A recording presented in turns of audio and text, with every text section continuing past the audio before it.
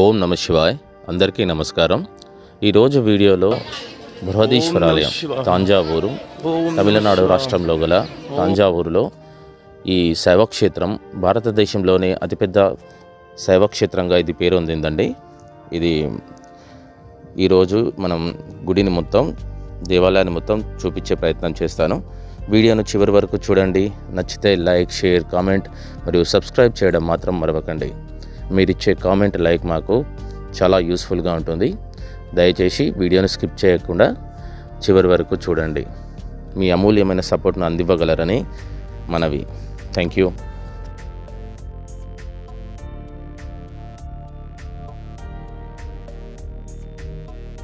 బృహదీశ్వరాలయం దేవాలయం నుండి తాంజావూరు బస్టాండ్ దాదాపు 1 కిలోమీటర్ దూరంలో ఉంటుంది. తిరుచిరాపల్లి అంతర్జాతీయ విమానాశ్రయం 61 కిలోమీటర్ల దూరంలో ఉంటుందండి. తాంజావూరు రైల్వే జంక్షన్ దాదాపు 1.5 కిలోమీటర్ల దూరంలో ఉంటుంది. బృహదీశ్వరాలయం, దీనిని తమిళ్లో పెరువుదయ్యర్ కోయిల్ అని కూడా అంటారు. బృహదీశ్వరాలయం మన భారతదేశంలోనే అతి ప్రాచీన హిందూ దేవాలయం. ఇది తమిళనాడులోని తాంజావూరులో ఉంది. ఇది శైవాలయం. దీనిని 11వ శతాబ్దంలో చోళులు నిర్మించారు. ఈ దేవాలయం యునెస్కోచే ప్రపంచ వారసత్వ ప్రదేశంగా కూడా గుర్తించబడింది. ఇది భారతదేశం అతిపెద్ద దేవాలయం కూడా పరిగణించబడుతుంది. ఈ విశేష నిర్మాణం కుంజర రాజరాజ పెరుంతాచన్ అనే సాంకేతిక నిపుణుడు వాస్తుశిల్పిచే చేయబడింది. ఈ విషయాలు అచ్చటగల శాసనాల ద్వారా మనకి తెలుస్తుంది. ఈ దేవాలయం వాస్తు ఆగమ శాస్త్రం ప్రకారం నిర్మాణం చేయబడింది. ఈ నిర్మాణ శిల్పి చెన్నై మహాబలిపురం వద్ద విశేష నిర్మాణాలు చేసిన వి గణపతి స్థపతి పూర్వీకులు దీనిని నిర్మించారు. గణపతి స్థపతి దక్షిణ భారతదేశ అగ్రమున 133 గ్రానైట్ తిరువల్లూరు విగ్రహాన్ని నిర్మించి విశేష ఖ్యాతి పొందారు. అతని కుటుంబ సభ్యులు ఇప్పటికీ కూడా ప్రాచీన కళలను కొనసాగిస్తున్నారు. అమెరికన్ యూనివర్సిటీ ఆఫ్ మయోనిక్ సైన్స్ అండ్ టెక్నాలజీ కూడా వి గణపతి స్థపతిచే ప్రారంభించబడింది. అతని వాస్తు నిర్మాణ శైలిలోనే కుంజర మల్లన్ రాజరాజ పెరుంతాచన్ బృహదీశ్వరాలయాన్ని కూడా నిర్మించారు.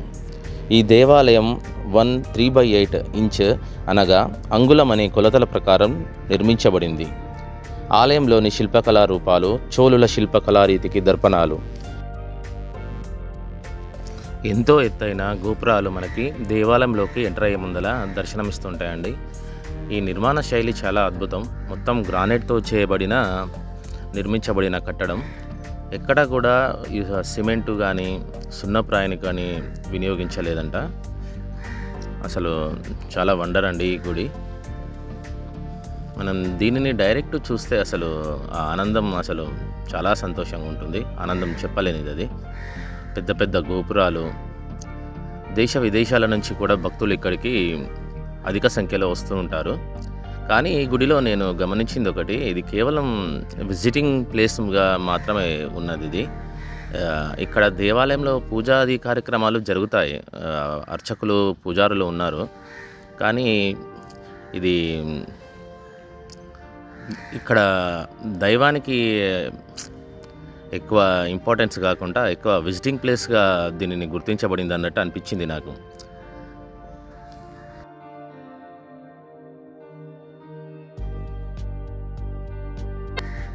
లోపలికి ఎంటర్ అయ్యే ముందలండి, ఇది మనం ఆల్రెడీ ఒకటి గోపురం దాటి వచ్చినాం మనం. ఇప్పుడు ఇది లోపలికి వెళ్ళే ప్లేసు. ఇలా 2 ముందల ఇవి మనం ఏమంటాం, ప్రాకారపు గోడలు అనుకోవచ్చు మనం. ఎంట్రెన్స్ ఇది లోపలికి వెళ్ళే ముందల. చూడండి, అతిపెద్ద గోపురాలు, మొత్తం రాతి నిర్మాణం అండి. ఇది గార్డెన్ అయినా సరే అక్కడ చాలా ఆహ్లాదకరంగా. సాయంత్రం మేము వెళ్ళినాము, సాయంత్రం దర్శనానికి. అరుణాచలం దర్శనం చేసుకొని సాయంత్రం ఇక్కడికి దర్శించుకున్నాము. గర్భగుడిలోని 13.5 అడుగుల ఎత్తు, 60 అడుగుల విస్తీర్ణంలో ఉన్న శివలింగం ఆలయానికి ప్రత్యేక ఆకర్షణ. అంతేగాక ఆలయ గోపురంపై రాజేంద్ర చోళుడు శివపార్వతుల ఆధ్వర్యంలో పట్టాభిషిక్తుడవుతున్నటువంటి శిల్పం, భూదేవి సహిత విష్ణుమూర్తి శిల్పం, పార్వతీ సమేత శివుని శిల్పం, మార్కండేయుని చరిత్రను తెలిపే శిల్పాలు, ఇలా అనేక రకాల శిల్పాలు, కళారీతులు ఆలయ శోభను ఇనుమడిస్తాయి. రాజేంద్ర చోళుని అంతఃపురం ఈ ఆలయానికి 1 కిలోమీటర్ దూరంలోనే ఉంటుంది. ఒకప్పుడు ఇంతటి సువిశాల సామ్రాజ్యానికి కేంద్ర బిందువైన ఈ ప్రదేశం ఇప్పుడు ఒక కుగ్రామం మాత్రమే. ఈ నగరం ఎలా అంతరించిందో కూడా చరిత్రకు కూడా అంతుపట్టదు. ఈ చుట్టుపక్కల ప్రాంతాలలో ఇప్పటికీ త్రవ్వకాలలో అనేక శిల్పాలు బయటపడుతూ ఉంటాయి. ఆనాటి వైభవాన్ని ఈనాటికి చాటుతున్నాయి. రాజరాజ చోళుని కుమారుడు మొదటి రాజేంద్ర చోళుడు గంగైకొండ చోళపురంలో మరో బృహదీశ్వర ఆలయాన్ని నిర్మించాడు.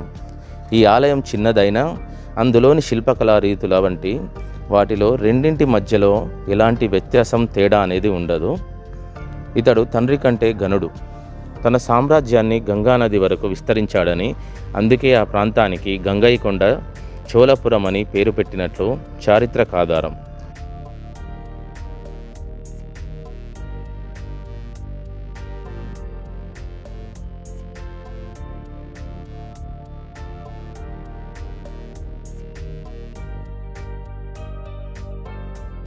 గొప్పది భారతీయ సంస్కృతి. మన పూర్వీకులు ఎంతో గొప్ప, చాలా విలువైన మనకి ప్రతి ఒక్కటి ఇచ్చిపోయినారు. దేవాలయాలైనా సరే, అప్పటి సంస్కృతి అయినా సాంప్రదాయాలైనా సరే, మన చరిత్ర మనకు ఎన్నో నేర్పిస్తుంది.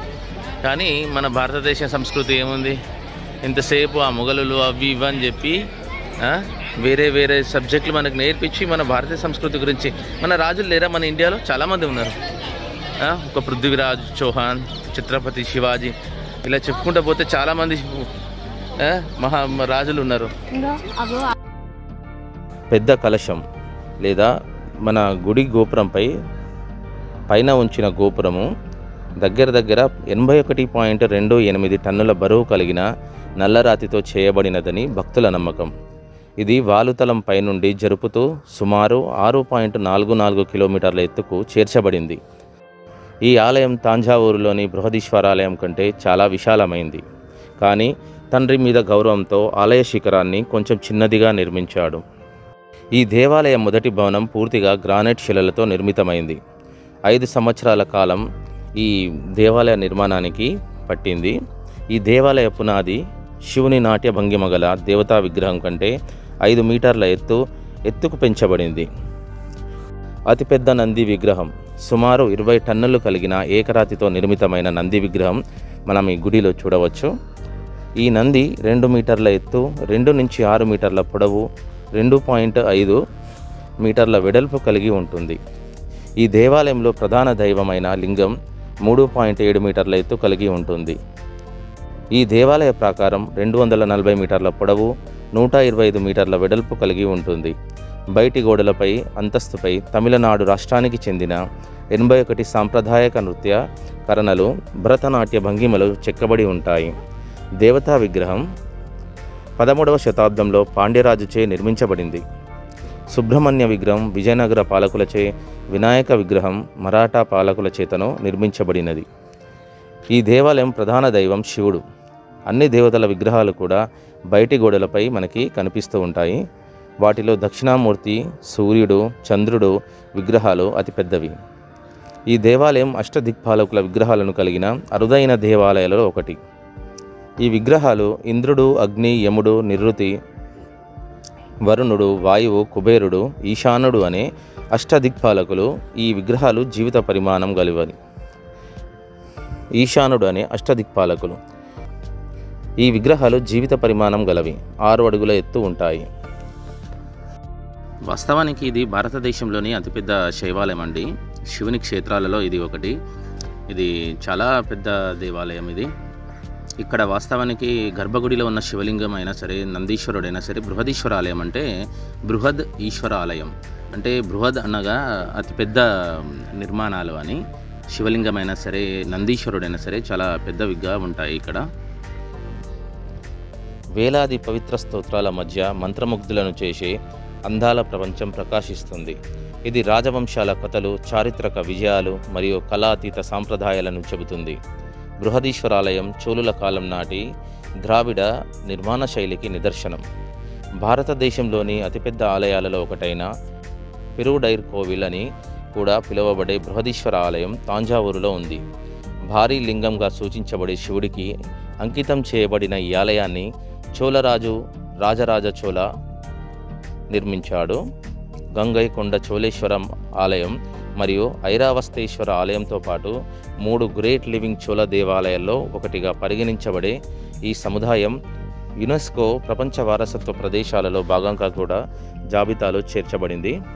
ఈ ఆలయం యొక్క ప్రధాన ఆకర్షణలలో ఒకటి శివుని పవిత్ర ఎద్దు అయిన నంది యొక్క పెద్ద విగ్రహం. 13 అడుగుల ఎత్తు మరియు 16 అడుగుల వెడల్పు గల ఈ విగ్రహం ఒకే రాతితో చెక్కబడింది. విస్తృతమైన రాతి కళాకృతులతో సమృద్ధిగా ఉన్న బలవర్ధకమైన గోడలు ఆలయాన్ని చుట్టుముట్టాయి మరియు మొత్తం సముదాయానికి గొప్ప రూపాన్ని ఇస్తాయి. ప్రధాన ఆలయ గోపురం 216 అడుగుల ఎత్తు మరియు ప్రపంచంలోనే ఎత్తైనది. ఈ ఆలయం యొక్క పూర్తి నిర్మాణం గ్రానైట్తో తయారు చేయబడింది. ప్రధాన గోపురాలు లేదా ఆలయానికి ద్వారాలు వివరణాత్మక శిల్పాలతో అద్భుతమైన నిర్మాణాలుగా ఉంటాయి. ఈ ఆలయ శాసనాలు మరియు ఫ్రెస్కోలు నగరం యొక్క సంపద యొక్క పెరుగుదల మరియు పతనం యొక్క కథను వివరిస్తాయి. శివలింగం లేదా విగ్రహం గోపురంతో కప్పబడి ఉంటుంది మరియు మోర్టార్ ఉపయోగించకుండా బంధించబడిన రాళ్లతో నిర్మించబడింది. పైన మరొక అద్భుతాన్ని మనం చూడవచ్చు. ఈ దేవాలయం పైభాగంలో 80 టన్నుల బరువున్న రాతితో చేయబడిన గోపురం ఉంటుందండి. ఇది దాదాపు 80 టన్నుల బరువు ఉంటుంది. ఈ ఆలయం ఒకప్పుడు ఈ ప్రాంతాన్ని పాలించిన చోళ రాజవంశం యొక్క శక్తి మరియు శక్తికి తగిన ఉదాహరణగా నిలుస్తుంది. భారీ ఆలయ సముదాయం నిర్మాణం పూర్తి కావడానికి కేవలం 7 సంవత్సరాలు మాత్రమే పట్టిందని నమ్ముతారు. ఇది శిల్పాలు, కళ మరియు సముదాయం యొక్క స్థాయిని పరిగణలోనికి తీసుకుంటే ఇది ఒక పెద్ద భారీ విజయం.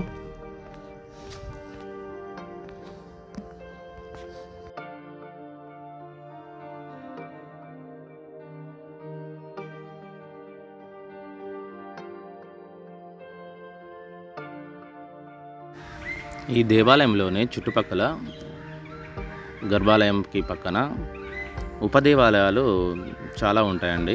మనం ఖచ్చితంగా ప్రతి ఒక్క ఉపదేవాలయాన్ని కూడా మనం సుబ్రహ్మణ్య స్వామి ఇంకా ఉపదేవాలయాలు చాలా ఉంటాయి.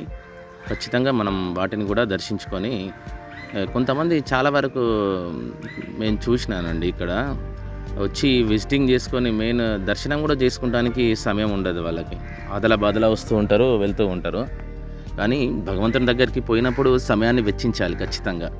మనం వెళ్ళిందే భగవద్ దర్శనానికి కదా.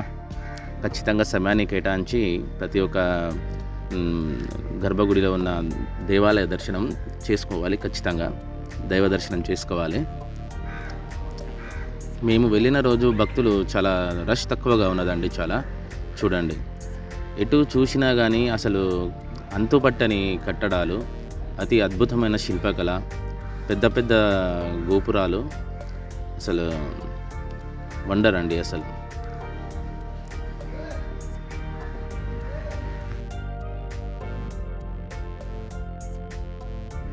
చూడండి, ఉపదేవాలయాలు లోపల మొత్తం రాతి కట్టడం, అసలు ఆ చెక్కడం, ఆ శిల్పుల కళాశైలి అయినా సరే, రాజుల అభిరుచి అయినా సరే, ఆ రోజులలో వాస్తవానికి వాళ్ళకి ఆ దైవభక్తి అయినా సరే అభిరుచి అయినా ఉండబట్టే కదా అలాంటి గుళ్ళు కట్టియడం. మనం ఈరోజు చూడటానికి కూడా ఆశ్చర్యపరిచే, అబ్బురపరిచే ఎన్నో విషయాలు మనకి చిత్రకళాకృతి మనకి కనిపిస్తూ ఉంటుంది దేవాలయాలలో. తమిళనాడులో వాస్తవానికి మనం మొత్తం తమిళనాడులో ఉన్న దేవాలయాలను దర్శించుకోవాలంటే మ్యాక్సిమం ఒక నెలన్నరకు ఎక్కువనే పడుతుంది అండి. చాలా దేవాలయాలు ఉన్నాయి మనకి తమిళనాడులో. తమిళనాడు వచ్చాక మనం మెయిన్ చెన్నైకి వస్తే, చెన్నై అయినా సరే, కాట్పాడ్ అయినా సరే వస్తే, అక్కడి నుంచి మనం చుట్టుపక్కల ఉన్న దేవాలయాలు మనం దర్శించుకోవడానికి వీలుగా ఉంటుంది. ఇవి శివలింగాలు ఉంటాయండి దీంట్లో. ఇక్కడ స్థాపించబడిన శివలింగాలు లోపల మనకు కనిపిస్తూ ఉంటాయి. చూడండి, చాలా సువిశాలమైన మందిరం, ఎక్కడ అంతు చిక్కని. అసలు నడవాలంటే ఆ ఎండింగ్ నుంచి ఈ ఎండింగ్కి నడవాలంటే కూడా చాలా సమయం పడుతుంది, టైం పడుతుంది. కానీ ఆ దేవాలయాన్ని చూస్తూ చూస్తూ మనం వెళ్ళిపోతూ ఉంటే మనకు అసలు సమయం అనేది తెలియదు. చూడండి, అద్భుతమైన మందిరాలు. ఇంకా సాయంత్రం సమయం కావడం చేత ఇంకా చాలా ప్రశాంతంగా అనిపించింది. చూడండి ఆ గోపురం ఎంత పెద్దగా ఉన్నదో. ఇది బ్యాక్ సైడ్ అండి గర్భగుడి. మనం ఇందాక చూసాం కదా, అది ఎంట్రన్స్. అక్కడి నుంచి చూసుకుంటూ మళ్ళీ తిరిగి మనం ఇక్కడికి వచ్చినాక ఇది చాలామంది ఇక్కడ ఫొటోస్, వీడియోస్ చాలా బాగుంటుంది. ఇక్కడ లొకేషన్ మాత్రం హైలైట్. వీలు దొరికినప్పుడల్లా ఖచ్చితంగా దేవాలయ దర్శనం చేసుకోవడం చాలా ఉత్తమం. మనం దేవాలయ దర్శనం తెలిసి చేసినా తెలియక చేసినా అది జీవితంలో కొన్ని సందర్భాలలో మనకి చాలా అది ఉపయోగపడుతుందండి. అది మనిషి యొక్క పురోగమనంలో అనుకోని మార్పులు ఆటోమేటిక్గా మనిషి అనేది జీవనశైలి అనేది మారిపోతుందండి. మనకి ఆ దైవ చింతనం కలగడం, భక్తి కలగడం మనం చాలా అద్భుతంగా ఉంటుంది. మనిషిలో మార్పు చాలా ఉంటుందండి. దేవాలయ దర్శనం ఖచ్చితంగా చేసుకోవాలి. ఎందుకంటే మనం దేవాలయాలలో ఇప్పుడు విగ్రహాల ఇప్పుడు దేవతామూర్తుల విగ్రహాలను ప్రతిష్టాపన చేసేటప్పుడు మనం ఆ దేవాలయాలలో యంత్రబలంతో మనము వాటిని ప్రతిష్టాపన చేస్తూ ఉంటాం. కాబట్టి ఆ పాజిటివ్ వైబ్రేషన్ అనేది మనం దేవాలయాలకు వెళ్తేనే మనకి కనిపిస్తుందండి. ఇది వాస్తవానికి మనసే మందిరం. ఎక్కడ ఉన్నా కానీ వాస్తవానికి భక్తిలో ఒక స్థాయికి పోయినాక మనం ఉన్న చోటునే మనం భావన ప్రధానం అంటారు కదా, మనం ఉన్న చోటునే దైవాన్ని దర్శించుకోవడం, ఏ క్షేత్రం అయినా సరే దర్శించుకోవడం. ఫలానా క్షేత్రంలో దేవతామూర్తి ఇలా ఉంటుంది, ఆ దేవాలయం ఇలా ఉంటుంది అని చెప్పి కూర్చున్న కాడనే మనసులో మనం తలుచుకుంటూ భగవన్ నామస్మరణ చేస్తూ మనం చేయొచ్చు. కానీ అది భక్తిలో ఒక స్థాయికి వెళ్ళినాక మనం పండినాక అది వచ్చేదండి.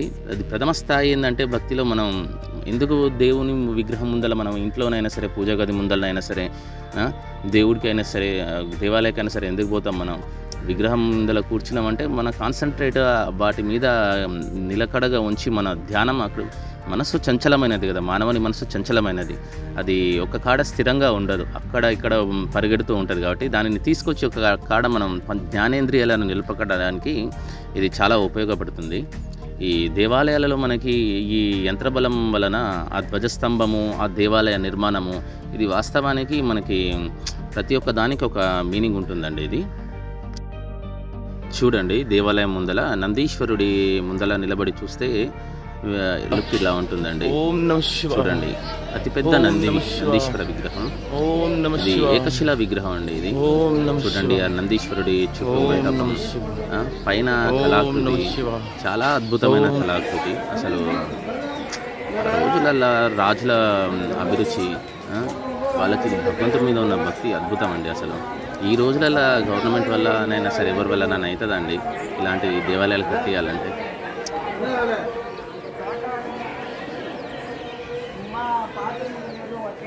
చూడండి, దేవాలయం ముందల ధ్వజస్తంభం, గోపురం, దేవాలయం. దీంట్లో నుంచేనండి మనము గర్భగుడిలో ఉన్న శివయ్య దర్శనం చేసుకుంటానికి వెళ్ళేది. చూడండి, ఇది బ్యాక్ సైడ్ మన ఎంట్రన్స్ వచ్చాం కదా, అది. ఇవన్నీ ఉపదేవాలయాలు. ఇది సుబ్రహ్మణ్య స్వామి దేవాలయం అండి. ఇది కనిపించేది ఇలాగే లోపలికి వెళ్ళేది. ఇప్పుడు శివుని దర్శనం చేసుకుంటానికి వెళ్తున్నారు వీళ్ళు. చూడండి ఎంత బాగున్నదో శివుడి విగ్రహం. అసలు లోపల శివలింగం చూస్తే మనకు రెండు కళ్ళు సరిపోవు. అసలు అది చాలా పెద్ద విగ్రహం, శివలింగం అది.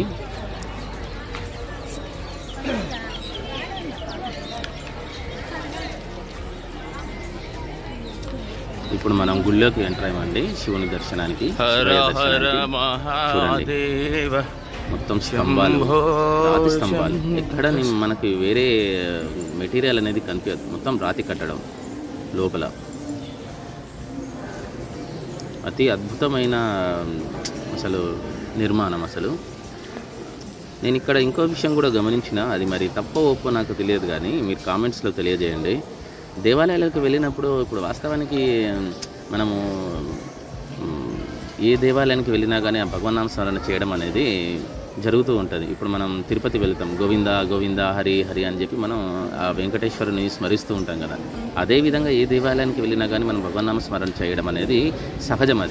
అది భక్తి అనేది అది ఆటోమేటిక్గా ఆ సందర్భము ఆ దేవాలయంలో ఉన్నప్పుడు మనకి ఆటోమేటిక్గా వస్తూ ఉంటుంది. అది అయితే ఈ గర్భగుడిలో ఉన్నప్పుడు ఏమంటాం భగవంతుని శివనామ స్మరణ చేస్తూ ఓం నమ శివాయ అని చెప్పి శివనామ స్మరణ చేస్తూ వెళ్తూ దర్శనానికని వెళ్ళినాం ముందరికి.